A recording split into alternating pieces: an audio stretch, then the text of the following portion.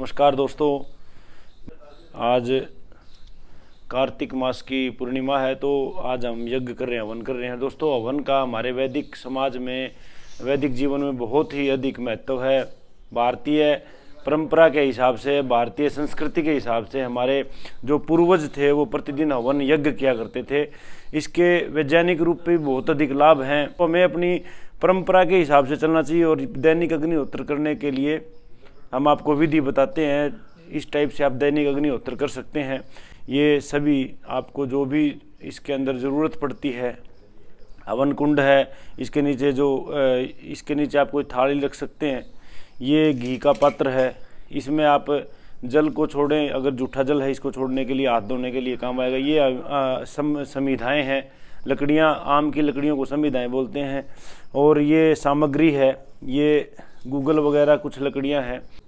और प्रतिदिन ये दैनिक अग्निहोत्र है, ये प्रतिदिन करना चाहिए। प्रतिदिन का समय नहीं है तो महीने में एक बार या 2 महीने में एक बार ज़रूर कर लें। सबसे पहले हवन कुंड के कुंडे दाएं और बाएं तरफ रखें और बीच में जो ये घी की एक जोत है इसको रख लें।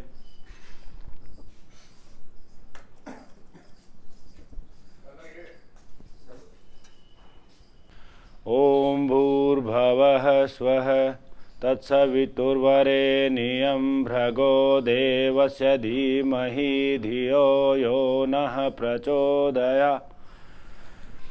और इसके बाद सबसे पहले हम जल के पात्र से जल लेंगे और 3 बार जल का पात्र अपने दाईं ओर रखें, आचमन करेंगे। इस तरह से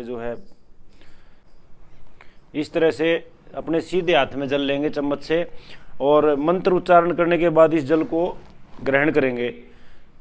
ओम अमृतोपस्तरणमसि स्वाहा।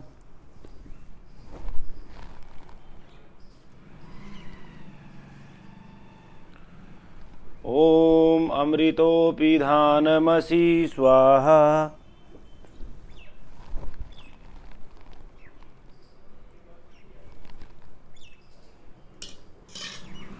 ओम सत्यम यसी श्रियर्मयी श्रिय श्रियताम स्वाहा। इस तरह से 3 बार जल का आचमन करेंगे। उसके बाद क्या है, अपने हाथ को जल से धो लेंगे। अब जल लेंगे और अपने शरीर के सभी अंगों को अंग स्पर्श करेंगे, ये इन 2 उंगलियों के साथ। ओम वांग में आसे अस्तु। ओम नसोर में प्राणो अस्तु। ओम अक्षोर में चक्षरस्तु। ओम कर्णोर में श्रोत्रमस्तु। ओम बाहोर में बलम अस्तु। ओम ओजोर में ओजो अस्तु। ओम अरिष्टानि मे अंगानि तनुस्तन्वा मे सह सन्तु। इस तरह से सारे अपने चारों तरफ जल को छिड़काव कर लेंगे। अब सबसे पहले आपके बाईं तरफ जो दीपक रखा है उस दीपक को प्रज्वलित करेंगे। दीपक प्रज्वलित करने से पहले मंत्र का पाठ करेंगे। ओम भूर्भुवः स्वः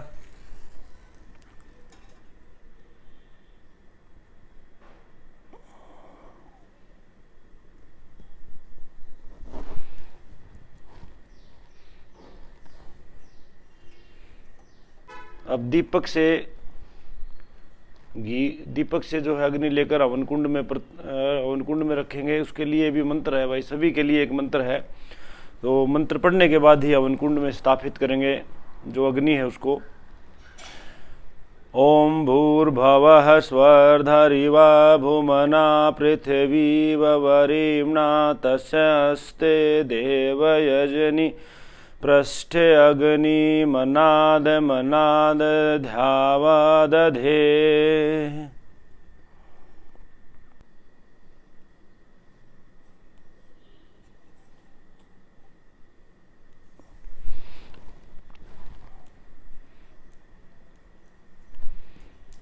ओम उद्बुद्धे स्वाग्ने प्रतिजाग्रही त्वमिष्टपूर्ते सं सृजेथामयं च अस्मिन् तधस्ते अध्यरस्मिन् विश्वे देवा यजमान सीदत।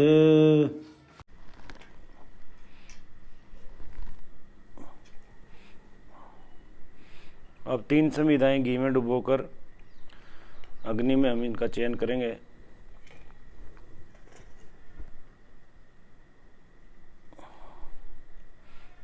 ताकि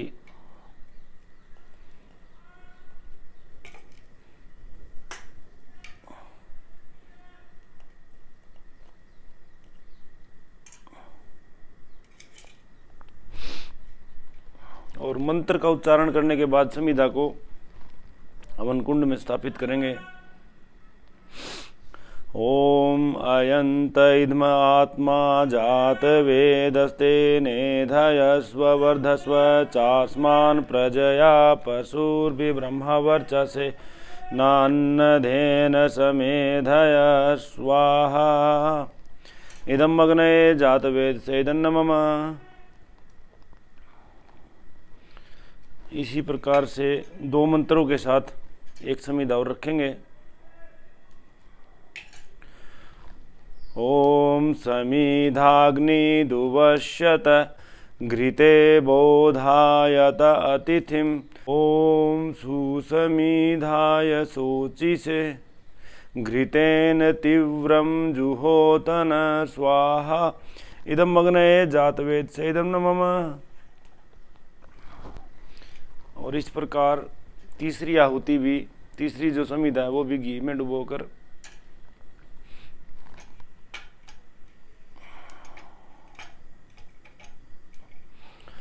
ओम तन्त्वा समिधि भरंगिरो बृहच्चोछाय विष्ठय स्वाहा। इस तरह से 3 आहुतियां घी में डुबोकर, 3 समिधाएं घी में डुबो कर देंगे। इसके बाद 5 जो आहुति हैं वो घी की देंगे एक मंत्र के बाद। ओम अयंत इद्म आत्मा जात वेदस्ते नेधयस्व वर्धस्व चास्मान् प्रजया पशुर्भि ब्रह्मवर्चसे नान्नधेन समेधय स्वाहा इदं अग्नये जात वेद से इदं मम। ओम अयंत इद्म आत्मा जात वेदस्ते नेधयस्व वर्धस्व चास्मान् प्रजया पशुर्भि ब्रह्मवर्चसे नान्नधेन समेधय स्वाहा इदं अग्नये जात वेद से इदं मम। ओम अयंत इद्म आत्मा जात वेदस्ते नेधयस्व वर्धस्व चास्मान् प्रजया पशुर्भि ब्रह्मवर्चसे नान्नधेन समेधय स्वाहा इदं अग्नये जात वेद से इदं न मम।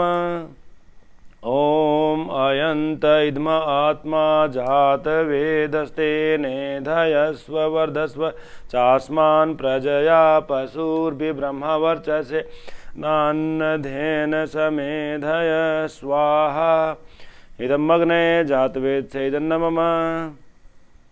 ओम अयंत इद्म आत्मा जात वेदस्ते नेधयस्व वर्धस्व चास्मान् प्रजया पशुर्भि ब्रह्मवर्चसे नान्नधेन समेधय स्वाहा इदं अग्नये जात वेद से इदं न मम।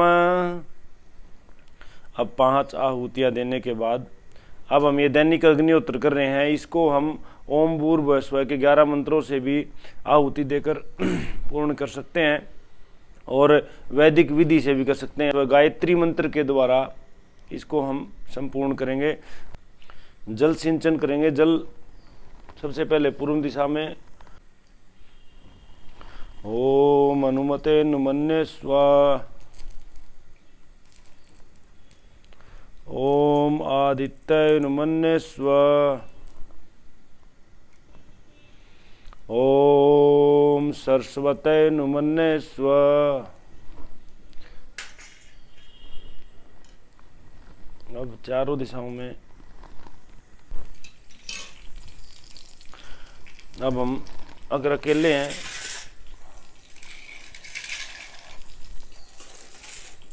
तो इस तरह से ओम भूर्भुवः स्वः तत्सवितुर्वरेण्यं भर्गो देवस्य धीमहि धियो यो नः प्रचोदयात् स्वाहा।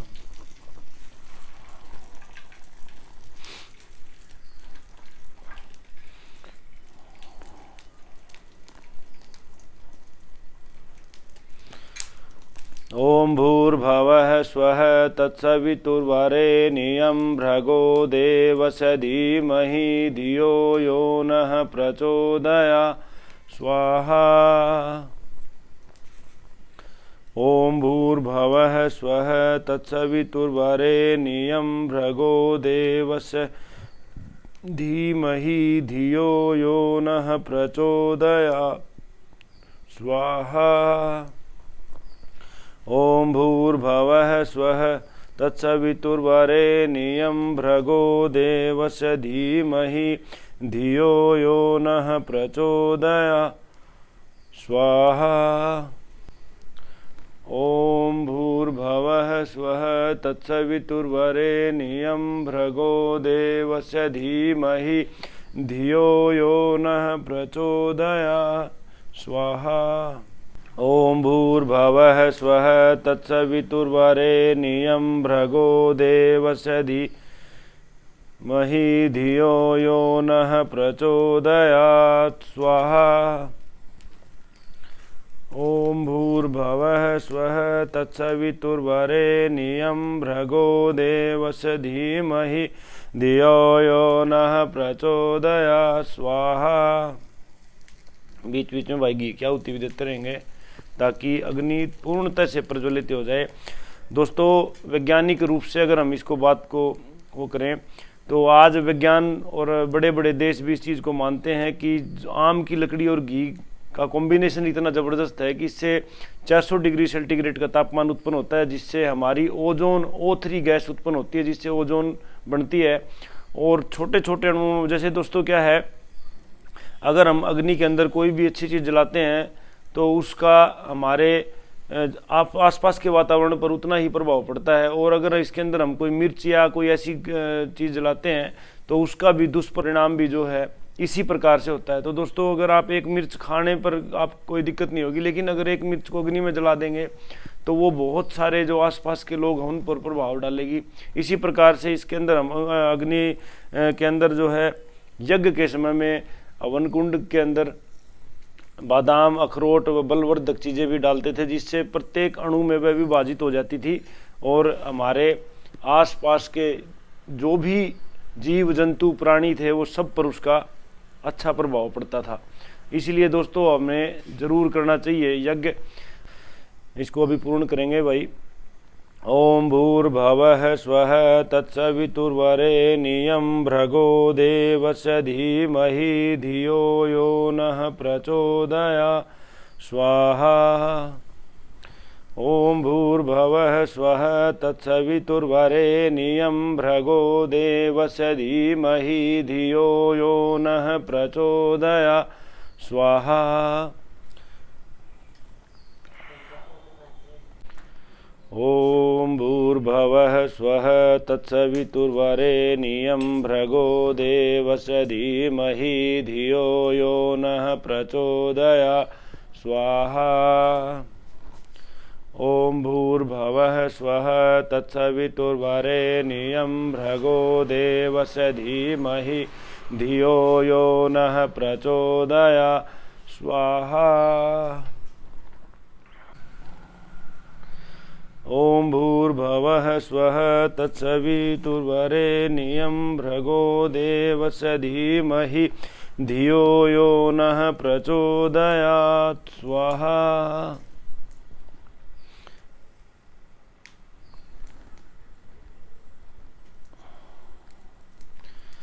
पुराने समय में दोस्तों सुबह और शाम दो समय में हवन होता था और दोनों समय की अलग अलग संविधाएं डाली जाती थी, अलग अलग मंत्रों के उच्चारण के साथ होता था। ये चीज़ें जो हमारे समाज से अब निकलती जा रही हैं, इस चीज़ को हमें दोबारा से अपनाना चाहिए। इसके पीछे बहुत बड़ा विज्ञान है दोस्तों। छोटे से छोटे अणु के अंदर ये जो अग्नि है वो आप जो भी चीज़ें हवन कुंड में डालेंगे वह उसको देती है। हमारे पुराने टाइम में जब हमारी दादी या फिर हमारी माँ खाना बनाती रही हैं तो खाना बनाने से पहले थोड़ा सा जो खाने का टुकड़ा है या फिर अन्न का टुकड़ा था वो अग्नि में डाला जाता था। तो उसका कारण यही था भाई कि जीव जंतु जो भी छोटे छोटे सूक्ष्म से सूक्ष्म जीव हों उनको भी उनकी तृप्ति हो जाए, क्योंकि अग्नि के अंदर अगर आप कोई चीज़ भी डालते हैं उस चीज़ का हमारे आसपास के वातावरण पर, जीव जंतुओं पर, प्राणियों पर, सभी पर पूरा प्रभाव पड़ता है। अगर अच्छी चीज़ डालेंगे तो अच्छा और बुरी चीज़ डालेंगे तो बुरा। तो इसीलिए इसका हमारे को अग्निहोत्र का लाभ हमारे आसपास के 8 किलोमीटर के रेडियस तक होता है भाई। इसलिए आसपास का वातावरण शुद्ध करने के लिए हमें प्रतिदिन अग्निहोत्र करना चाहिए और अग्निहोत्र के बहुत अधिक फायदे हैं। प्रारंभ में भाई जब भी अगर आप हवन करते हैं तो ज़रूरी नहीं है आपको सभी मंत्र आने चाहिए। आप इस तरह से नॉर्मल एक हवन भी कर सकते हो, यज्ञ कर सकते हो। गायत्री मंत्र के 11 मंत्रों के द्वारा भी आप अपना हवन पूरा कर सकते हो। और जैसे जैसे आपको विधि का पता चलता रहेगा आप वैदिक विधि से अपना हवन कर। सबसे मेन इसका वैज्ञानिक कारण ये है कि आम की लकड़ी और घी का जो कॉम्बिनेशन है उसके द्वारा ओजोन पैदा होती है, आसपास का वातावरण शुद्ध होता है भाई। दोस्तों मैं आपको बता देना चाहूँगा अमेरिका जैसे बड़े बड़े देश भी आज अग्निहोत्र के पीछे वैज्ञानिक रूप से छानबीन करते हुए उनको पीछे पड़े हुए हैं। तो आप और हमारा तो एक सौभाग्य है कि हम इस भारतवर्ष में पैदा हुए हैं और हमें हमारे पूर्वजों को इस यज्ञ के बारे में, हवन के बारे में पूर्णतः विधि का पता है। लेकिन हम अपने संस्कृति और अपने इतिहास को भूलते जा रहे हैं। इसको हमें याद करना चाहिए और हमें ज़्यादा से ज़्यादा इसको प्रमोट करना चाहिए भाई। आप सभी से विनती है कि आप इसे ज़्यादा से ज़्यादा प्रमोट करें और प्रतिदिन नहीं कर पाएँ तो महीने में एक बार या फिर 3 महीने में एक बार ज़रूर रखें, क्योंकि साल में आप 4 या 5 बार तो यज्ञ हवन कर सकते हैं। इससे जो है आसपास का वातावरण जो है वो शुद्ध होता रहेगा। अगली बार जब हवन करेंगे हम पूर्णतः से वैदिक विधि से करेंगे, संपूर्ण विधि। इसके अंदर सुबह, प्रातःकालीन और सायंकालीन आहुतियाँ भी डालेंगे। अब हाथ जोड़ के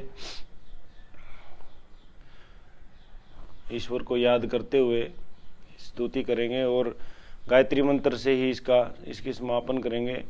ओम भूर्भुवः स्वः तत्सवितुर्वरेण्यं भर्गो देवस्य धीमहि धियो यो नः प्रचोदयात्। ओम भूर्भुवः स्वः तत्सवितुर्वरेण्यं भर्गो देवस्य धीमहि धियो यो नः प्रचोदयात्। ओम शांति शांति शांति। ओम भूर्भुवः स्वः तत्सवितुर्वरेण्यं भर्गो देवस्य धीमहि धियो यो नः प्रचोदयात्। ओम शांति शांति शांति।